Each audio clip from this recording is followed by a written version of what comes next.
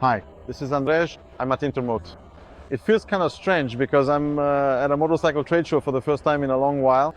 Unfortunately, I don't have much time here, so I'll check out a few booths. I definitely won't be able to see all of them, although this trade show is a bit small, so I'll just tell you about whatever catches my eye. And we're starting off at the Honda booth, because I have to admit I came here to shoot some footage of the new Hornet, which is over there. I'll head over in a moment to show you, but there will be a completely separate video about the motorcycle. It's a bike I'm emotionally attached to because I started out with a Hornet, but when you're at the Honda booth, you really don't want to leave because you want to look at all the heritage models. It's so cool because you know, the heritage models from European brands, those scramblers and all that kind of stuff. But look how simple, how charming it is here. Because obviously racing motorcycles, the racing history is absolutely immense. But at the same time, these are the machines that make Honda legendary. The original Dax, the original Monkey, and the new Dax. Honestly, you just can't not want to have this motorcycle in your garage to ride it for bread or around the village. There simply isn't anything better or more suitable. And just so we're absolutely clear, of course, the brand new Monkey, which we all know extremely well and intimately by now, is truly remarkable. My standard motorcycle, and now I'm going somewhere else. Oh wait, I'll just go in here right away. All-ins. Everyone wants to have all-ins. Everyone is curious how on earth, what kind of maniacs ride the Ducati Panigale V4 in endurance races. And listen up, at the last Bordeaux, they came within a hair's breadth of victory on this very motorcycle. This is what the Panigale looks like after a race. And listen, I have the story a bit backwards, but if the mechanics had been a bit more on the ball, Ducati would have won that race because the problem was that their clutch burned out. A few people just gave up, and suddenly someone came over and said, hey, why don't you just replace the basket and whatever else? And they were like, oh, right. And then they kept going. But it was already just a little too late. But still, they're getting closer. They're getting closer to having the Panigale V4R win an endurance race. All right, I'm off to look for things that are just interesting, simply interesting. There's no denying that making an electric motorcycle into a touring bike is an interesting idea. The Energica Xperia Grand Tourer, they definitely promise some kind of magical range for this machine. I bet, you know, when you ride for touring, you ride calmly. I think that about 300 kilometers is doable. And just like we talked about, we're in Germany, and here, wherever you go, there are charging stations. There are no lines for them, and you can actually charge up. Oh, look, they claim a range of up to 420, so probably 300 is realistic. You can charge these machines, so you could probably travel around Europe on this motorcycle now, as long as you plan your charging stops well. Well, someone has to blaze the trail. In general, I like electric motorcycles. They're fun to ride. The Energica doesn't quite appeal to me when it comes to the riding characteristic. I've ridden better ones. Here, there's this engine that just howls. It's not that it's quiet, it actually makes quite a bit of noise. It's interesting to ride, but it's definitely not for me. Oh, here's a nice little L&door stand booth. I've heard something about these panniers. You know, these are soft panniers for people who like to go on adventures. And it really looks pretty cool. You know, the thing about soft panniers is that if you drop the bike on its side, they won't break, the lids won't fly off, and you'll just be able to keep riding. These are some top cases, which I'm not really interested in at all, but they look cool, and I think they might actually work pretty well. BMW. Is there a new S1000RR? There is the race version from the World Superbike Championship. Well, it's not easy for them with the BMW, and it's possible that this motorcycle I'm approaching now, the new BMW S1000RR, was created in Pantin. The changes were made in order to help this team so they could use the new frame, because the new frame is really a big change. It's been lightened, but not to make it lighter, rather to make it more flexible. Of course, we can't really look under the fairings, but it's a trick like Honda once did with the Fireblade, where they just cut holes in the frame so there would be more flex. More flex in the frame means more instability, but it all balances out nicely. Because if I remember correctly, the steering head angle has been changed. The front wheel is pushed a bit further forward. The offset is different, so that shouldn't really be a problem. And besides, even in the regular base S1000RR though, it's hard to call the S1000RR a regular motorcycle. There are winglets, which really do their job. They make a real difference, and on top of that, there's more power. Different brakes? Hey! Weren't the brakes supposed to be the same as in the M version? Unless they are, except they're black. Well, that's something to check during the tests. But the new S1000RR comes with a new slide control, system slide control on corner entry and exit. I think that's going to be pretty wild. Is there anything else here on the BMW? S1000R? Awesome. We know that you can watch it on YouTube. The R18S. Obviously all kinds and types BMW is really pushing hard with these R18S to make them break through. Yeah, exactly. It doesn't look bad when you sit on it, on that beaver style machine. I'm really curious. We'll have to wait a few more years for these motorcycles to really become visible on the streets, because let's be honest, these are small volumes, and I'm curious if they'll really become a permanent fixture. What is this? Hello! It's what everyone hates, but I like, because it's weird, it's different. Look, something electric. Exactly. And for me, electric vehicles should be something like this.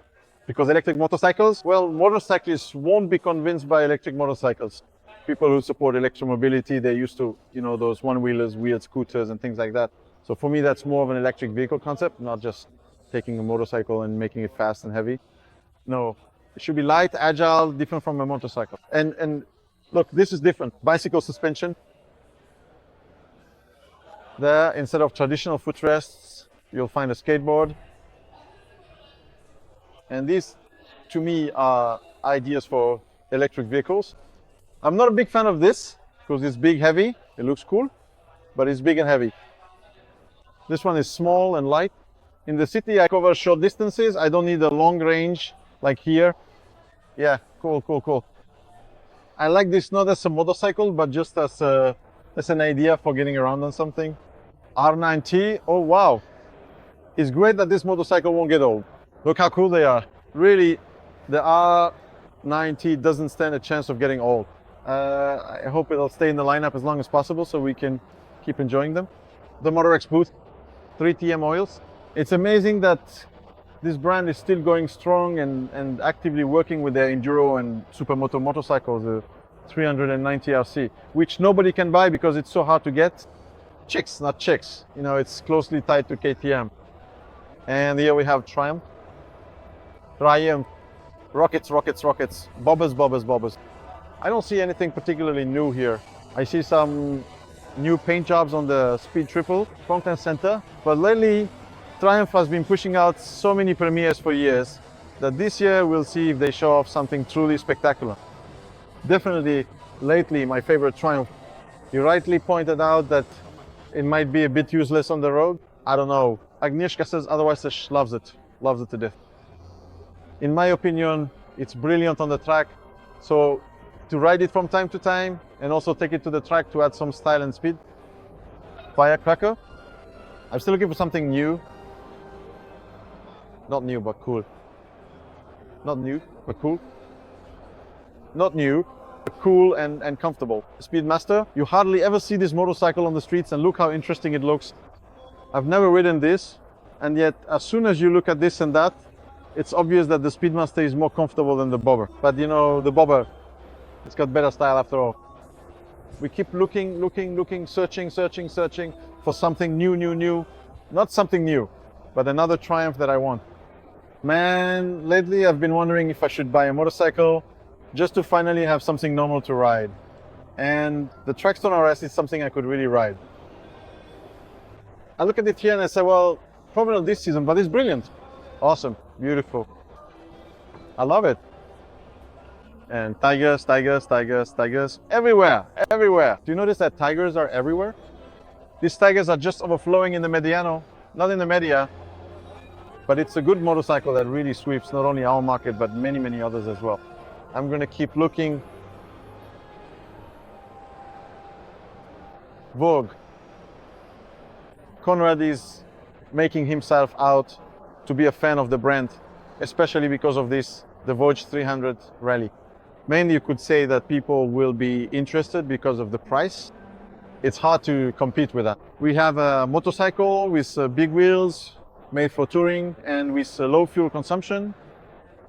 Well, we'll see how they perform. But as you can see, the Chinese are spreading out more and more, and it's no longer the case that they're tucked away in the corners. They have proper booths with proper motorcycles that you can actually take a look at. You can sit on them, you can actually want to ride them. And I think the fact that we can buy a motorcycle that isn't expensive, let's not say these are cheap bikes, but they are affordable, they work, and they ride well is a big plus. So listen, any way to get people on motorcycles and enjoy them is, in my opinion, simply good. It is. Sorry, good Touareg, you know, it's cool, but it is. Is V100 Mandello. Mariusz is going for tests. Mariusz was invited, I wasn't invited. And I'm not surprised because Mariusz is, after all, an ambassador for the Moto Guzzi brand, since he paid for the V85 TT with his own money and has priority. But honestly, this is a motorcycle that I think, if I wanted to have a touring motorcycle, I think this could be the one. You know, with adventure bikes, I have this problem that if I went off-road, I know which side the throttle is on, and it would turn out that suddenly I'm going a bit too fast in that terrain, so I'd rather not be tempted, not let myself get tempted. And you know, once you're off-road, you won't get off it. It's a bit sporty, but at the same time, not too fast, because it's about 100 horsepower, something like that. All the traction controls, cornering ABS, everything's there so you can ride safely, modernly, and in style. This is just truly awesome. It is simply absolutely awesome. A motorcycle, in my opinion, a motorcycle for riding. Simply a motorcycle for stylish riding. 115 horsepower, 105 Newton meters, 233 kilos, but that's probably with fuel. It doesn't really matter how much it weighs. What matters is how it looks and how it's going to sound, and how it's going to ride. Actually, this is probably the most powerful engine in Moto Guzzi's history, and if I'm not mistaken, the first water-cooled one. Maybe the first factory-made one. With this cylinder configuration, I don't know, I'm no expert, but I'm in love. Well, okay, I'm smitten. We'll see how it goes. What's next? Vespas. Crazy Vespas. Is this the new GTS? I don't know, but I know that the new GTS is generally, in my opinion, terribly crazy. Well, it's the fastest 300cc scooter I've ever ridden. Not necessarily the best handling, but because of that, it's full of excitement. And yeah, a scooter, I don't want the Justin Bieber edition. It's not that we have anything against Justin Bieber, but the scooter is just completely white. And I've seen quite a few of them just sitting around. It's not even white, it's more like an ecru color. I've seen this scooter sitting unsold at dealerships in Italy, so I guess I'm not the only one who's not convinced. Here's an interesting tidbit Moto Morini, but I think this is some kind of Chinese engine unit. Look, this is the Escape. What is that? 650cc displacement, 60 horsepower. Nothing too exciting, but if someone wants something exotic, well, here it is. I saw this for the first time on the street, actually just recently in Italy, and I was shocked. I kept asking, what is this? What is this? What is this? And it turned out to be a Moto Morini. I like that name. Venturing. Truly brilliant minds must have certainly come up with that incredibly clever and fitting name. A motorcycle? Well, it's just very interesting and definitely easier to remember than the name. But the fact that these motorcycles are right next to the MASH brand might suggest something. That's a Chinese motorcycle brand, very strong in Europe. You could often see very similar machines at Hornet, or there's one, for example, just like that. But look at this, it looks pretty good. I mean, well, I'd change a few elements there, but as a base, you know, big engine. Is this a single cylinder? I don't understand anything. In cylinder, yes. Single cylinder 650, so kind of a mishmash or something like that. Big single cylinder engine, classic look, and once again the kids lost it. Oh, that's what this bike looks like, just so you know. I'll switch to manual in a moment. Royal Enfield. I feel like I haven't had enough Enfields when it comes to our rides this season. Too few test bikes have reached us. I want more, so if anyone from Enfield hears this, there's some presentation going on. If someone from Enfield is listening, I'm making it clear. I want to ride Royal Enfields more because riding them gives me a huge amount of joy. Honestly, it's impossible not to enjoy riding a motorcycle that looks like this and just goes. I like motorcycles that are slow because then I'm not tempted by anything. And then there's all this customizing on top of customization. Let's go over and show what they're displaying. Maybe it's a new Himalayan.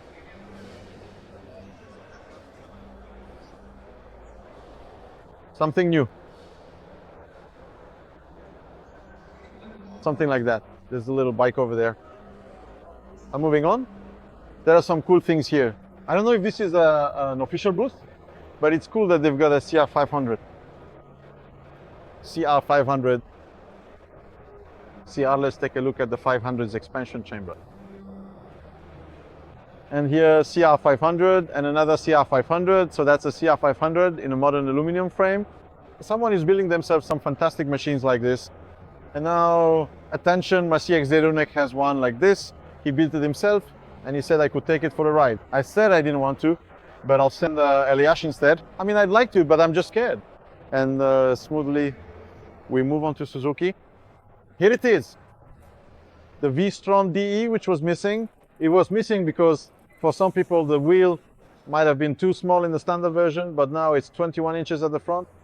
So you can choose either a 21-inch front wheel or 19-inch front wheel with aluminum rims. And this one is spoked. Besides that, all V-Stroms have new gauges, which I won't turn on right now, but I hope we'll test this motorcycle soon. And there's a up and down quick shifter. And from what I know, because I found out for you, the quick shifter isn't really a quick shifter. I found out that these motorcycles will actually have amazing prices, even though they have, extra features. This one is 70,000 and that one is 60, if I'm saying it right. Maybe I'm exaggerating a bit. Here there's also a shorter windshield and generally a more adventure style look. And I know one person who got so hyped about the V-Strom when they saw it that they recently bought it. And in my opinion, in these colors with that wheel, it really looks good. And then there are the scooters. Apparently the scooters are new and scooters are important after all. Hey! Look, and from what I know, it's not just the colors that have changed on the Katana. In my opinion, it's pretty awesome. But there's also a quick shifter for up and down and the electronics have been improved. The tank is still small, but so what? It's awesome.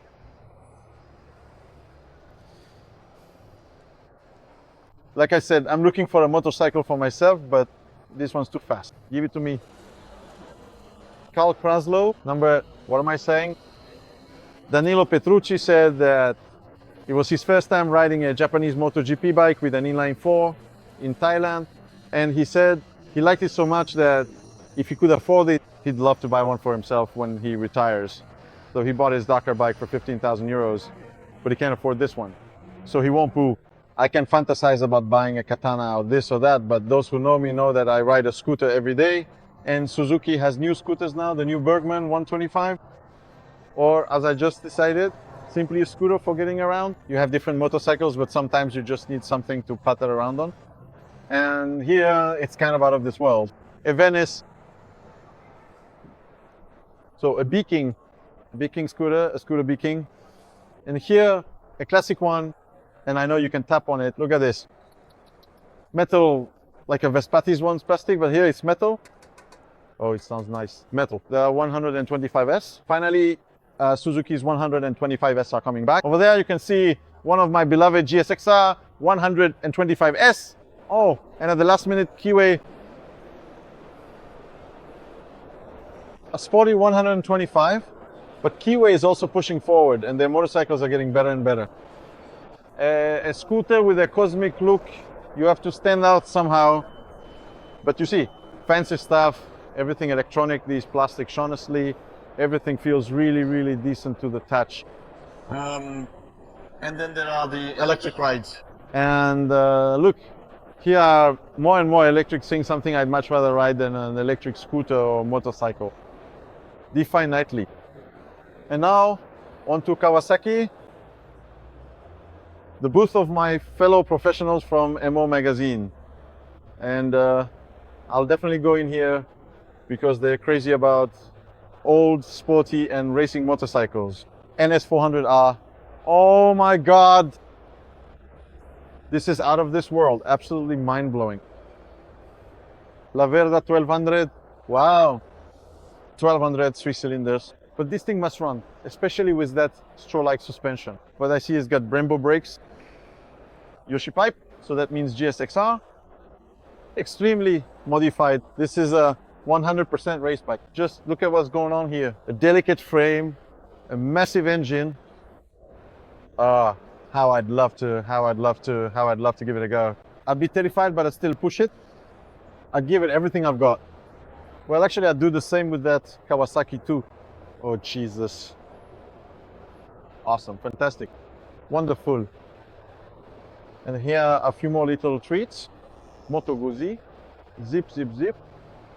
Super twin. Wow. Who isn't getting hooked on customization, huh? Do this like that. Not bad, not bad. Number, get Cibrian Super Twin Folgo. 90 horsepower, so the new V100 is more powerful. Marek, how does this ride? Oh, this. Here's an interesting concept. I wanted to say, if someone likes sleeping in the stench behind their motorcycle, but no, because you sleep on top. So the Enduro goes here. A house for the Enduro, but at the same time a kitchen. Basic equipment. There's even a toilet, look at that. And beers, because that's the most important thing in Enduro, after all. A little workshop, the bike and sleeping quarters upstairs. Damn, I have to say, this is actually pretty clever, until I remember the name.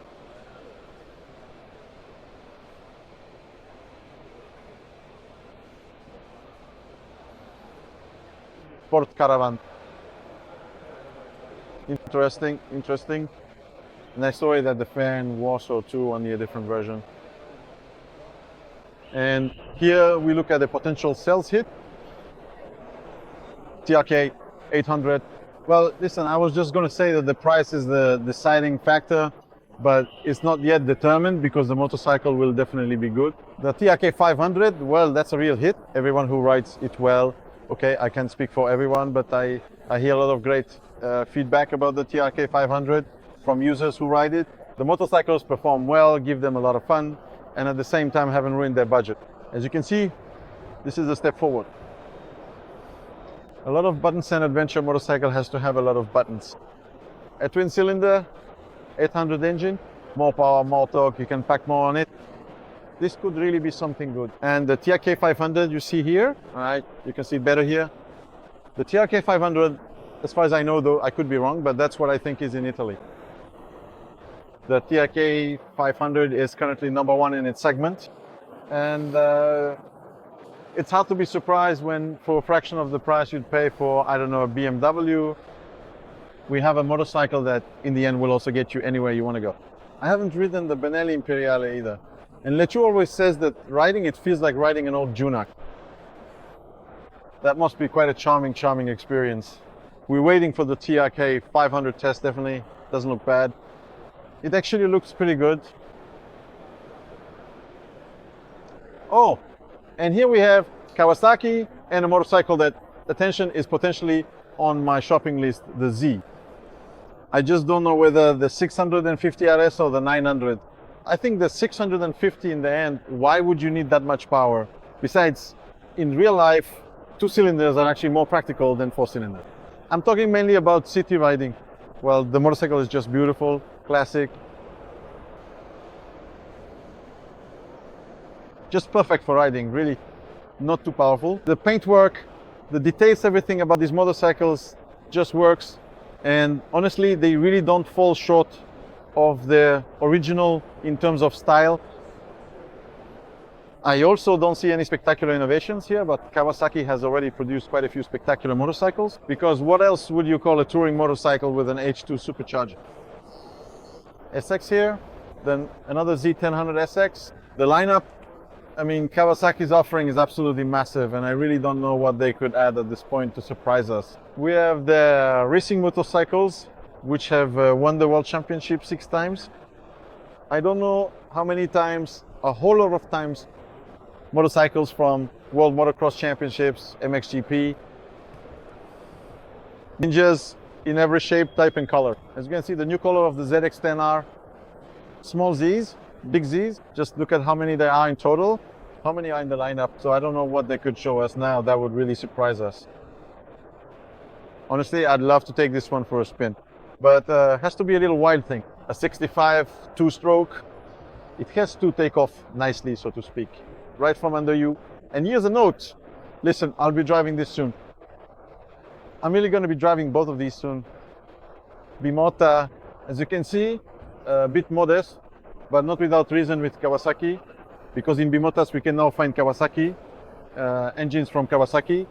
And let's agree with Tessie, the engine from the H2 with the compressor fits conceptually. We have a crazy motorcycle with crazy suspension, a milled swing arm, huge wings, massive aero. It does look a bit like the H2, let's be honest. The headlight is at the front, but whatever. Whatever. Jesus Christ, this is just totally insane. It's a shame that the gauges are the same as in the H2. But all right, you can't have everything. Another life for Bimota. Here, the KB4 is a bit more down to earth, you know, a more grounded Bimota. The important thing is that I'll be riding both of them soon, already in November. On the track monster, I'm rhyming. Now I'm going to look at my greatest sadness. So yeah, what I had but don't have anymore because I sold it, I was stupid. A camper van for transporting motorcycles. Interesting. This is an attempt, I mean, there's just not much space because it would be good to have room for 2 motorcycles. But everything can be customized later. What about the inside? Just like I had before.